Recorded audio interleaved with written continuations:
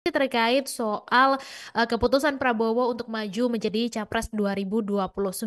Jadi, salah satu poin yang menarik perhatian pada Kongres Luar Biasa Partai Gerindra beberapa waktu lalu adalah keputusan meminta Ketum Partai Gerindra yaitu Prabowo Subianto untuk maju lagi sebagai calon presiden di dalam Pilpres 2029. Dan keputusan ini menjadi sejarah baru dalam politik Indonesia, Tribuners, karena memang baru 100 hari pemerintahan berjalan, Partai Gerindra ini sudah menetapkan kembali calon presidennya untuk 5 tahun ke depan. Kemudian hal ini juga turut ditanggapi oleh pengamat hukum dan pembangunan yaitu Harjuno Wiwoho, di mana dia menilai bahwa langkah ini adalah sinyal kuat bagi para politisi muda termasuk juga Gibran Rakabuming Raka untuk tidak berandai-andai nih dalam kontestasi politik 2029. Jadi Harjuno mengatakan bahwa dengan keputusan ini artinya Prabowo menegaskan kalau dirinya siap menjalani 2 periode kepemimpinan.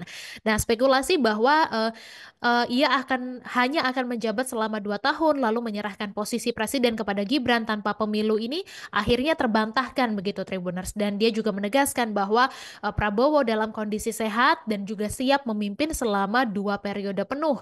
Harjuno ini juga menyinggung, Tribuners, soal utang budi dalam politik. Jadi menurutnya tidak ada yang salah jika Prabowo memilih untuk fokus pada kepentingan bangsa dibandingkan dengan ikatan personal.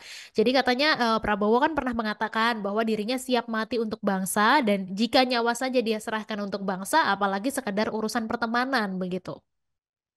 Nah, Tribuners, salah satu janji besar Prabowo adalah memastikan bahwa tidak ada yang kebal hukum di masa pemerintahannya. Jadi isu korupsi memang menjadi perhatian utama, terutama di dalam kasus bantuan likuiditas Bank Indonesia atau BLBI dan juga obligasi rekap yang telah merugikan negara sampai ribuan triliun rupiah. Jadi menurutnya pemberantasan korupsi ini harus dimulai dari kasus-kasus besar, jadi bukan sekedar operasi tangkap tangan atau OTT terhadap kasus-kasus kecil. Dan Prabowo juga menyoroti pentingnya kepastian hukum dalam menarik investasi dan dia menyatakan bahwa jika pemerintahan bisa dipercaya dan memiliki kepastian hukum, maka investasi ini akan datang dengan sendirinya tanpa perlu meminta-minta.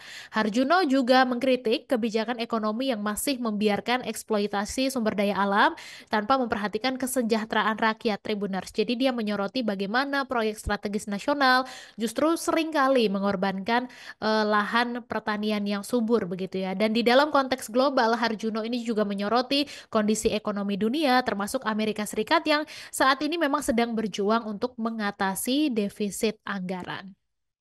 Download Tribun X sekarang, menghadirkan lokal menjadi Indonesia.